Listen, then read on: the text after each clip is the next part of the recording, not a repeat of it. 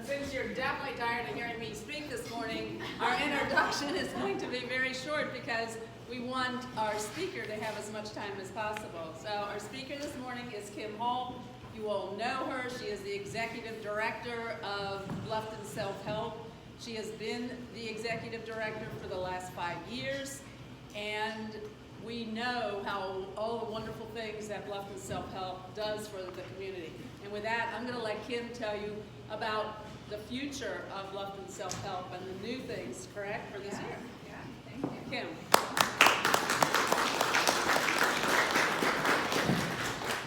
Do I need this, or can you hear me back there? Do I need this? Yeah? Okay. Well, hi, friends. So nice to see you all. So when Mary and I were talking, it was like, they know Bluffton Self-Help. They know what we're doing. So I promise I'm not going to go through what Bluffton Self-Help is. But I'm hopeful that many of you have seen some news in the newspaper over the last couple of weeks and some evolution of our organization over the past couple of months. Because you heard me say last month, right? Bluffton is changing. Bluffton is evolving. Our community is growing. Some might not like it, but it's the reality. And in order for us to keep up with the growing need, our organization has to continue to evolve and grow. And so this new initiative, this new path forward that we're calling, is actually years in the making. Everything we do is data informed, not data driven. There's a difference there, right? Data informed, because we need to be nimble enough to respond to our clients, which we call neighbors. And when you think about the person that we serve, I want you to not imagine the guy on the side of the road with a sign saying he needs help. I really want you to imagine your neighbor. Your neighbor who may have had some medical crisis and had to quit their job. Your neighbor whose son got the flu and couldn't go to work for 2 weeks and didn't get paid. Your neighbor whose husband passed away. These are real life scenarios, and the folks that we serve are folks like you and I. And the livable wage here in Bluffton is $56,000 for a family of 3.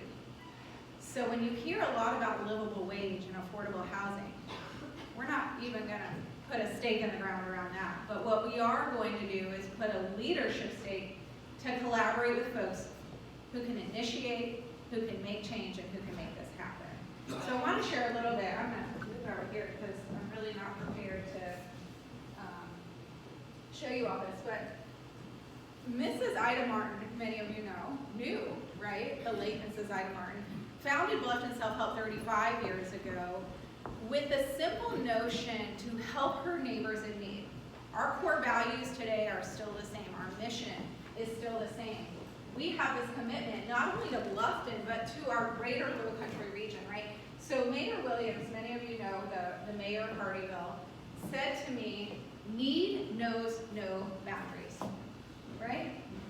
Bluffton is a wonderful place to live and work, but it's wonderful because of all of you, because of all of the folks who work here, who live here. But the reality is many folks who work in Bluffton and on Hilton Head no longer can afford to live in Bluffton or on Hilton Head, right? And so there's this gentrification that's happening. And so we made a very intentional effort to expand not only our mission, but our region, our geographic region, into Hardyville this year. And we really are working to break the cycle of poverty and break down the barriers to success. Think for a second in your life when you were making a tough decision. Did you make that decision on your own? Did you call a parent? Did you call a mentor? Maybe your mom or dad, maybe an aunt or uncle? Who's that person that was there for you? It was somebody, right? That's internal, right? That's personal collaboration, I call. That's what folks need, a network of care, that support system. And what we find is oftentimes when people are in that cycle of poverty or making those decisions, that generational poverty, they don't have that support system. That's what Bluffton Self-Help is to many people. So here's a little bit of a timeline. When I talk about years in the making, So back in 2019, actually, we initiated a research study with the Riley Center for Livable Communities because 3 years ago, we started a program called the Education and Resource Center. I'm not sure if any of you are familiar with that. So for 30 years, Bluffton Self-Help was meeting the immediate crisis needs of folks in our community. We were putting food on the table, and we were providing mortgage and rental assistance to keep them in their home. Excuse me. 3 years ago, we had this idea. I talked to everybody. I talked to Chris. I talked to United Way. I talked to everybody and said, what does this community need? And what the consensus was, nobody is coordinating resources. They call it the Buford Shuffle. There's this system that doesn't really exist. So you have a medical issue, you need help, you don't know where to turn to, now you have to navigate this system. So we opened this Education and Resource Center for folks to come in and get the support that they need, guided support. It really started as a computer lab for folks to come in and search for jobs, maybe apply for benefits, but to do it in a guided way. Well, we had this idea that this program really was the next generation of what we needed to do. Imagine for a moment if we could take that personal impact, that personal response to every single client that we served. And so we've spent the next 2 years figuring out how to do that. And we knew it was going to take 3 things: partnerships, places, and people. We are in the business of people, okay? And so we expanded into Hardyville, knowing that we're a majority. Actually, the city of Hardyville approached us and said, we love what you're doing. Can you do that here? We'll provide space. Of course, help me find a donor to support that. We hired a resource center in Hardyville, and it is booming. 300% we've seen growth this year in Hardyville. Then we knew we needed collaborations. We had this wonderful education and resource center that we were providing educational opportunities, resources, job training, ESL, GED classes, and I went to the literacy center and I said, how can we partner? How can we collaborate on this formally? That conversation really quickly turned into how do we merge? Because we knew we were impacting very similar clients and resources. And so in 6 very short months, many of you saw, we actually merged with the literacy center, which immediately impacted our neighbors because we went from 2 locations to 4 overnight. So now we have 4 locations from Hilton Head to Hardyville that folks can come into our centers and access services. So over the next 6 months, we've tried to figure out how do we merge our services? How do we make this easy for the client? We don't want this to be difficult for them. So now we see this program shift, this market shift.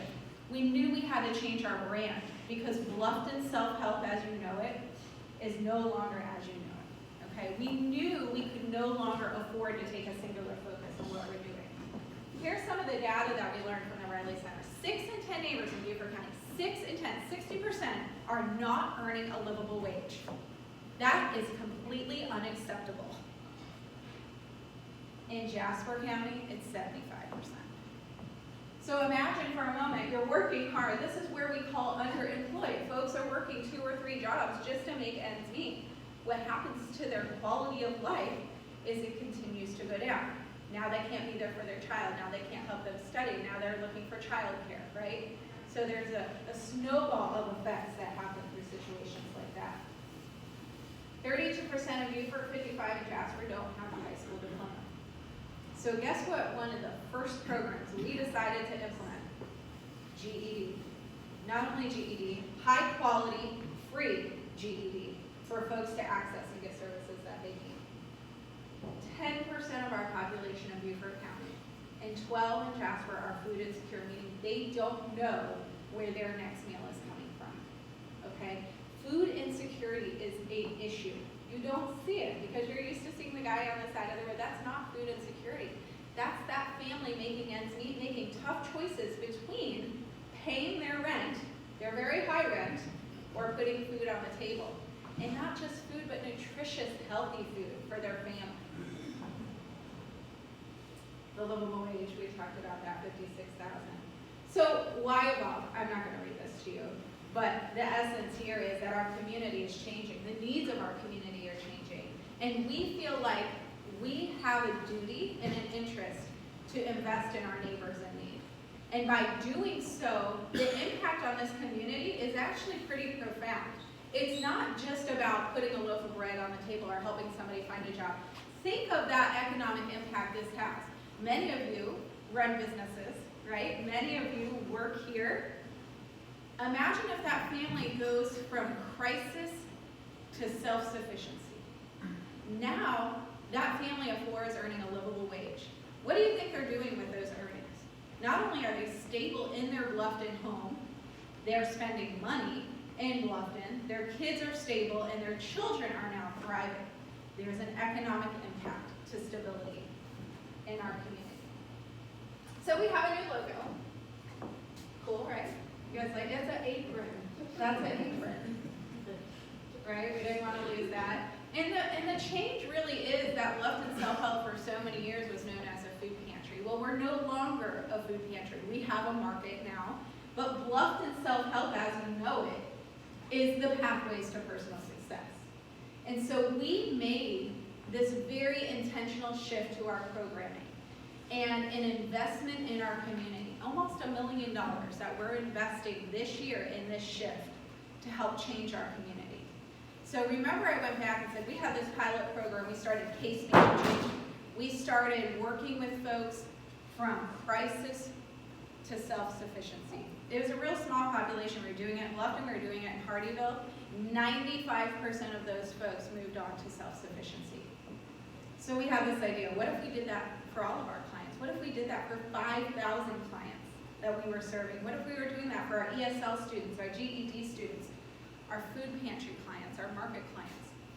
And so we're investing in client advocacy because that's what folks need. So somebody comes in right now, okay, and I'm going to skip around a little bit here.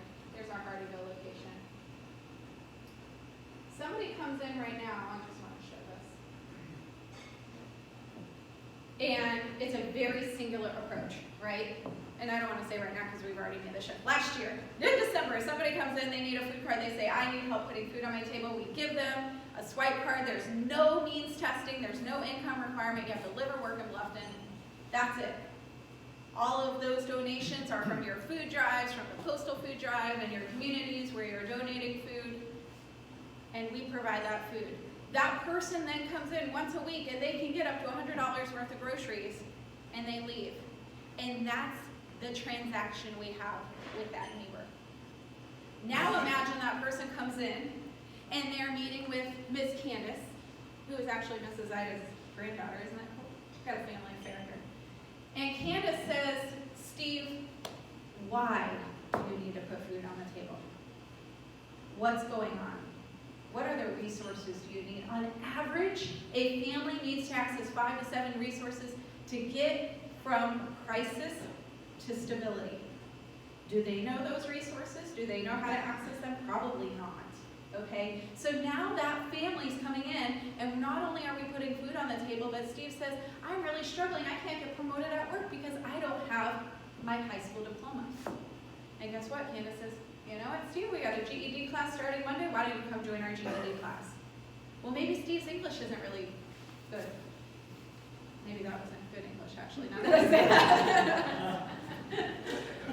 When somebody can earn a livable wage, okay, actually, let me back into that. When somebody gets their GED or speaks the language proficiently, they actually can earn up to 25% more.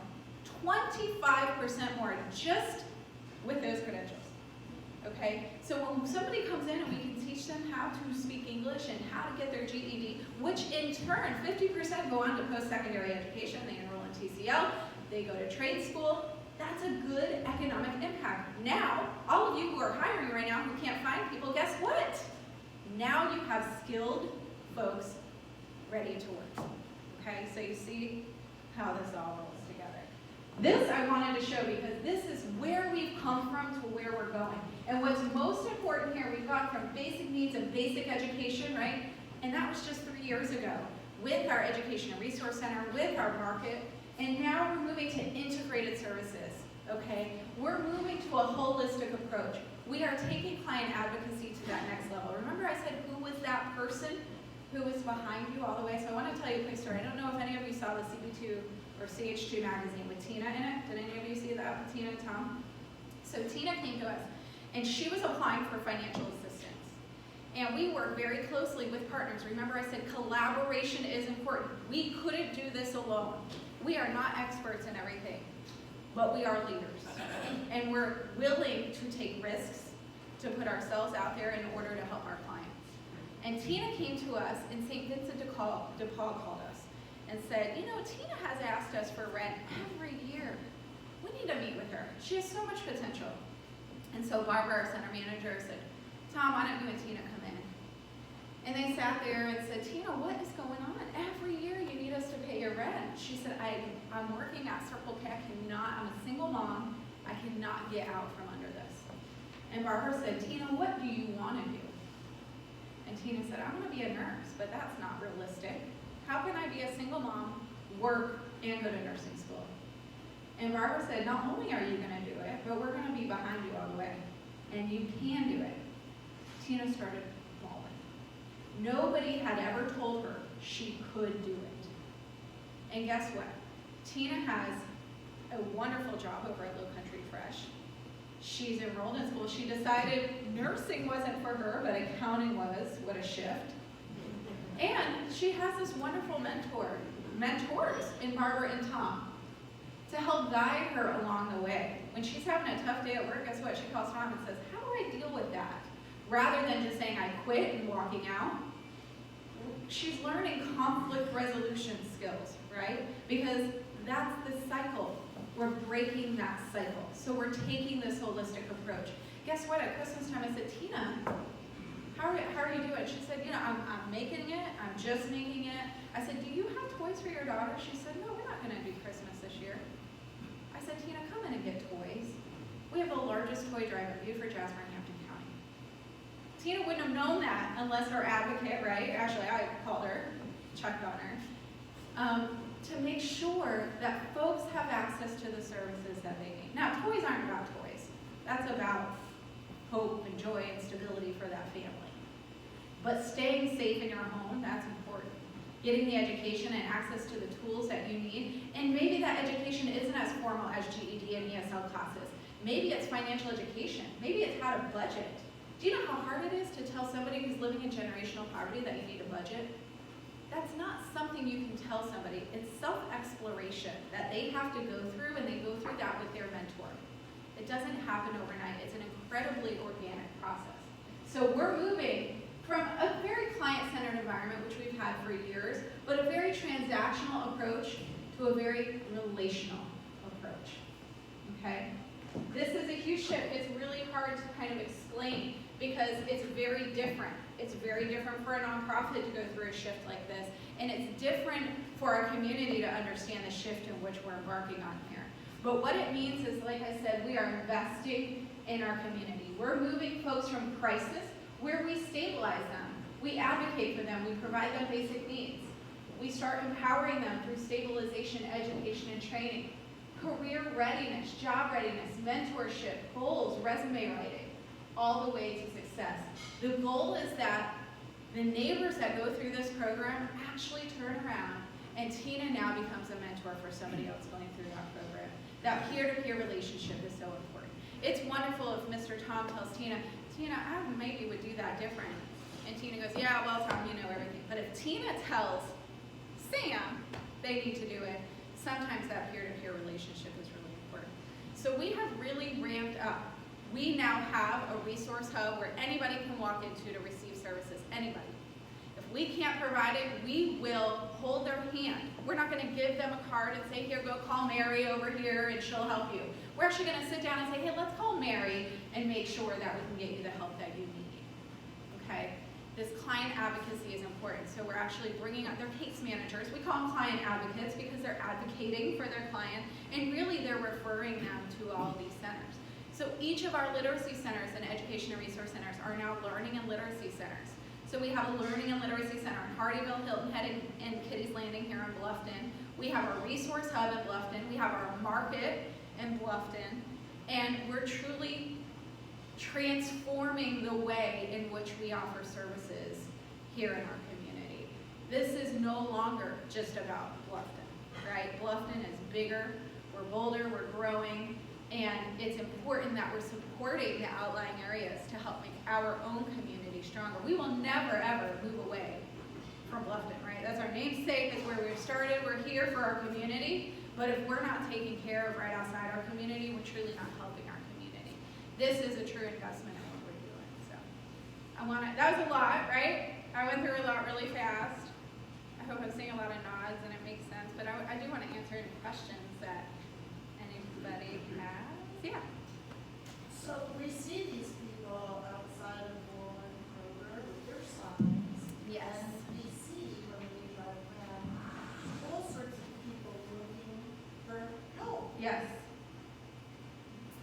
Why do these people, like, why aren't they working?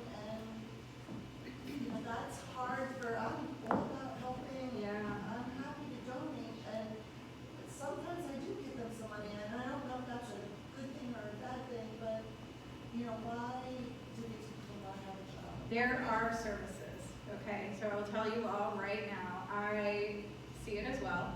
And maybe you've seen me standing there talking to them on the side of the road where I park my car with my kids in the car and get out and say, what are you doing? Let me bring you food. Let me help you get a job. There is a big correlation between homelessness and mental health, okay? And some of those folks that we have approached are truly struggling with some mental health issues. And if we can get them in programs, a job might not be the end result for everybody, but stability and stabilization is. And so when we can get them, that's a habit, right? So they're in this cycle. So that's all they know because it's easy and they're asking and they're panhandling, right? So we're trying to break that cycle. So there's a team of us that go out and we try to interject. What are you doing? Let me help you. Let me find you a warm place. Now, you heard about affordable housing. We do not have a shelter here in Bluffton, but we will get folks to a shelter. We actually have relationships with shelters in Savannah, in Charleston. We will get folks in a shelter. There are means and we're there and we're helping them. They also have to want to help themselves. There is a self-help part of that, okay? And so yes, the family saying, Dad, 3 kids, I know him well. I actually know all of them pretty well. And so everybody is welcome. Okay, so now I say to get a food card to come in and shop regularly, which I want people to do. And everyone says, oh, well, aren't people taking advantage? No, but if they are, they're saving so they can save for medical care and child care. But no, there's very little abuse of our system.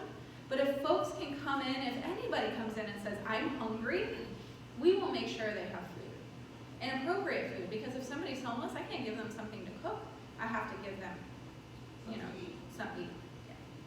But I promise you, we are aware and moving around town similarly, and they are always welcome to come in. Yeah. Transportation's an issue here too. And so how do we address that? And that's actually in our next 5-year strategic plan. We're not going to do it alone though. How many people work at Bluffton Self-Help now, and how many people are volunteers? Yeah, that's a great question. So we have grown I am a big proponent of bringing on high quality, highly trained staff, okay? So we've grown. 5 years ago when I started, we were a small team of 3. We now have 13, and 3/4 more, the majority of that are program staff because we've really grown our programs, and we have 275, 76, it changes daily, volunteers. So we still heavily rely on volunteers, and we rely on volunteers for the client advocacy. Tom's a volunteer, but that's to supplement the true case management. I want social workers who are truly highly trained to help folks along their pathway, and that's why we changed this. It's pathways to personal success. It's their goals. It's their success. Yeah. What are the different types of things that volunteers can volunteer to do? Everything. Right now we need tutors. If anybody wants to be a tutor, an English tutor, he's going to bring the hook out, so he's telling me, yes, we need tutors. You do not have to be an educator. You just have to be patient. You don't even have to speak Spanish or any other language. We will give you all the tools you need. But that is the #1 requested service we have right now. We have about 280 students enrolled in our ESL classes. So as you can imagine with COVID, and we do have a vaccination policy, however you feel about it, that's how we get tutors. It helps keep everybody safe.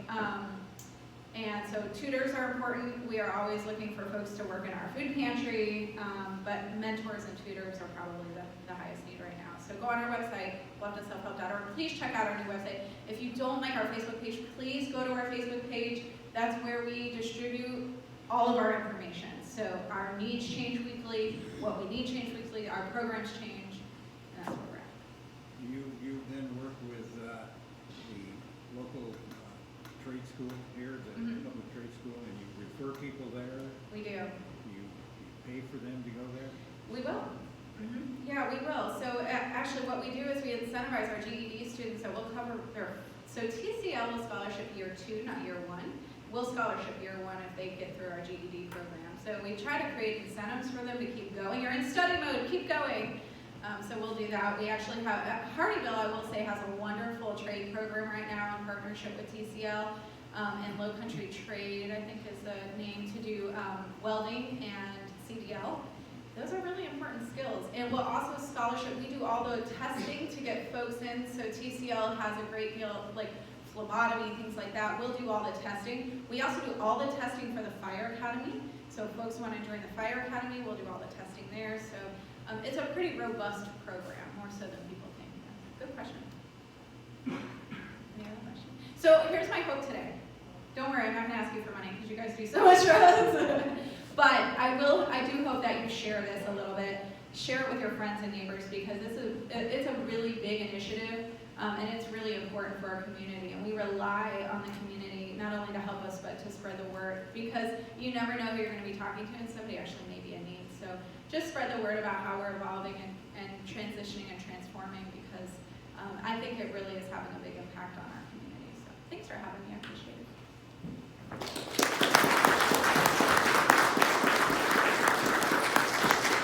Thank you very much. Thank you. Excellent presentation. You always know it's good when George is still awake at the end. So I do know the questions they ask in this field. can you hang out afterwards? So she'll be up here. Kim will be up here hanging out.